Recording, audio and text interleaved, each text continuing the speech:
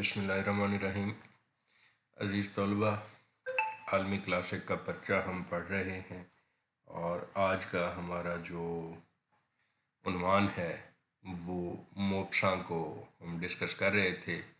Part 1 हमने सबका lecture में डिस्कस किया था, जिसमें हमने उनका तारुफ, उनकी इब्तदाई ज़िंदगी और उनकी जो फ्लाबेयर की शागिर्दी है और क्लर्क की नौकरी और इनके जो है वो तफसील से डिस्कस किए थे।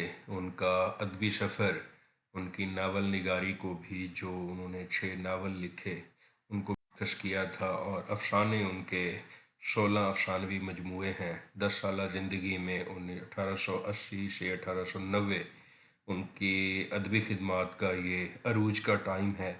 इसमें कम व बेश उन्होंने 300 अफसाने लिखे और उसमें चंद एक अफसानों का जो है ना हमने मुख्तसर तज़किरा किया था, नाम लिए थे। तफसील के साथ इंशाल्लाह आने वाले जो मज़ीद लेक्चर होंगे उसमें डिस्कस करेंगे। तो मुख्तलिफ़ मुसन्निफ़ीन जो थे उनकी मोक्शा के बारे में क्या राय भी हमने डिस्कस किया था। तो आज का जो हमारा लेक्चर है वो 2 चीज़ों पे मुश्तमिल है। एक तो मोक्शा के फ़न की खसूसियात को हमने डिस्कस करना है और दूसरा उनके हम असर एक बहुत बड़ा नाम है सादत हसन मंटो।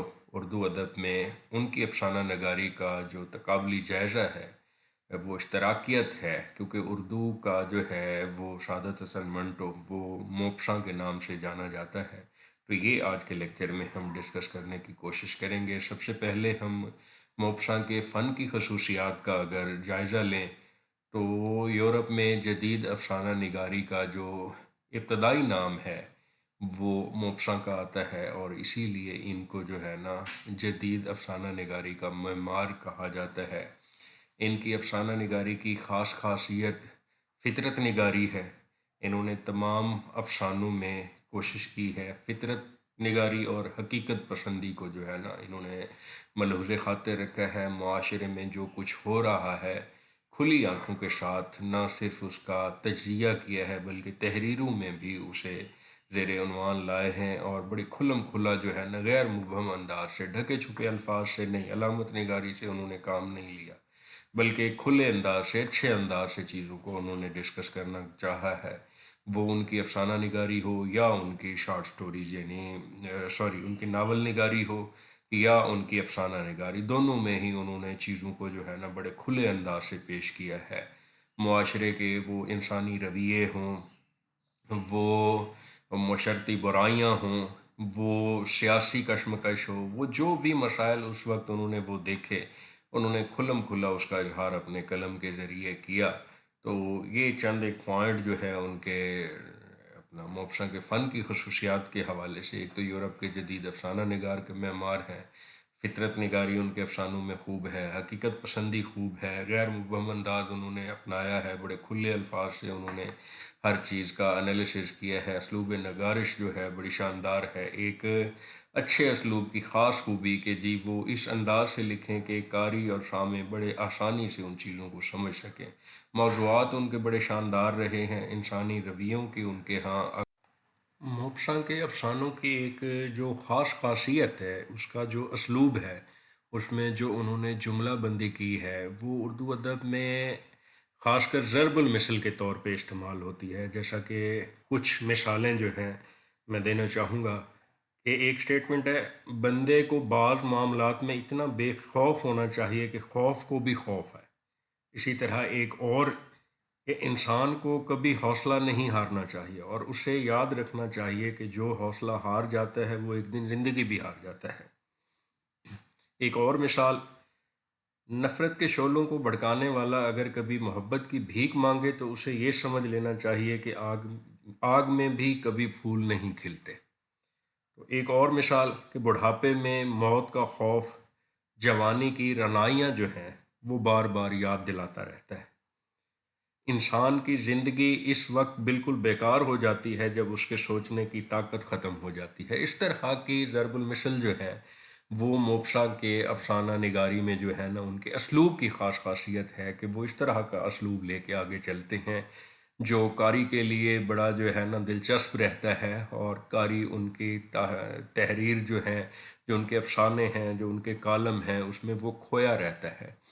تو آج کے ٹاپک کی ایک اور ہماری جو ہے وہ ہے موپساں اور منٹو کا جو تقابل ہے، کہ اردو ادب میں ایک بہت بڑا نام ہے سعادت حسن منٹو کا، اور اسی طرح جو لٹریچر کا بڑا نام ہے موپساں، جس کی علمی و ادبی خدمات ہم نے یہ ڈسکس کی ہیں۔ تو اگر پہلی چیز ان کا تقابل کیا جائے تو دونوں کی جو عمر ہے وہ 42 سال ہے۔ ایک 19ویں صدی کا رائٹر ہے موپساں، 19ویں صدی میں پیدا ہوا، 1850 میں پیدا ہوا اور 1893 میں اس کی وفات ہو گئی۔ اسی طرح اگر منٹو کو وہ کیا جائے تو وہ 20ویں صدی کا رائٹر ہے، اور اس کی بھی جو ہے وہ 20ویں صدی میں پیدائش بھی ہے، اور 20ویں صدی میں ہی اس کی وفات ہے، اور کم و بیش اس کی عمر بھی جو ہے نا وہ وہی 42 سال بنتی ہے۔ تو ان دونوں کے ہاں خاص کر جو ان کا اسلوب ہے وہ ایک جیسا ہی رہا ہے۔ دونوں نے اپنے اسلوب میں جو ان کے خاص خاصیت تھی کہ انہوں نے معاشرے میں جو کچھ محسوس کیا وہی انہوں نے اپنی تحریروں میں جو ہے نا اس کو ڈسکس کیا۔ خاص کر سماجی حقیقت نگاری کے حوالے سے اگر منٹو کی بات کی جائے کہ برصغیر کے اردو افسانہ میں جیسا کہ سعادت حسن منٹو کا ایک نام جو ہے بڑا معتبر حوالہ ہے، اسی طرح لٹریچر میں باقی انگلش لٹریچر جو ہے تو اس میں موپساں کا ایک بہت بڑا نام ہے۔ انہوں نے انسانی مشاہدات کا، انسانی نفسیات کا جو مشاہدہ، گہرا مشاہدہ ہے، اس کو اپنی تحریروں میں جو ہے نا وہ شامل رکھا ہے۔ دونوں کے افسانوں کا اگر جائزہ لیا جائے تو دونوں نے جو موضوعات ہیں ان کے وہ بڑے دلچسپ رکھے ہیں۔ خاص کر اگر ٹوٹل افسانوں کی تعداد کا بھی جائزہ لیا جائے، موپساں کم و بیش 300 افسانے لکھے ہیں، اور اسی طرح سعادت حسن منٹو جو ہے تو ان کے کم و بیش 250 افسانے ہیں۔ تو اسی طرح دونوں کے ہاں کافی ساری مماثلت پائی جاتی ہے۔ نسوانی ادب کے لحاظ سے عورت کے مسائل کو جس طرح منٹو نے اجاگر کیا ہے، اسی طرح موپساں کے ہاں بھی جو ہے نا یہ روایت خوب ملتی ہے۔ تو دونوں کو آپ ہم پلہ کہہ سکتے ہیں کہ یہ اگر انگلش لٹریچر میں اگر موپساں کا ایک نام ہے تو اسی طرح منٹو کا جو ہے نا اردو لٹریچر میں ایک بہت بڑا نام ہے۔ تو دونوں کے افسانوں کے اگر آپ جیسا کہ ہم آگے جا کے اس کو ڈسکس بھی کریں گے، اگر ہم ایک ایک افسانے کو ڈسکس کریں گے تو وہی چیزیں، وہ ڈسکشن، وہ اسلوب، وہ عنوانات، وہ موضوعات، وہ سماجی مسائل جو موپساں کے ہاں ہیں وہی سعادت حسن منٹو کے ہاں بھی ہیں۔ تو اس لحاظ سے ان دونوں کا آپس میں بہت گہرا رابط ہے۔ دونوں کا جو اسلوب ہے، دونوں کا جو طریقہ ہے، جو دونوں کی تھاٹس ہیں، آپ اگر دیکھ لیں کہ آج 2023 ہے اور دونوں کو گزرے ہوئے سالوں سال گزر گئے ہیں، لیکن ان کی جو جگ بیتی ہے وہ اس انداز سے بیان کرتے ہیں، ہمیں یہ فیل ہوتا ہے کہ ہماری آپ بیتی ہے، یا ہمارے ماحول کا، ہمارے ارد گرد کے علاقے کا جو ہے نا یہ تجزیہ کر رہے ہیں۔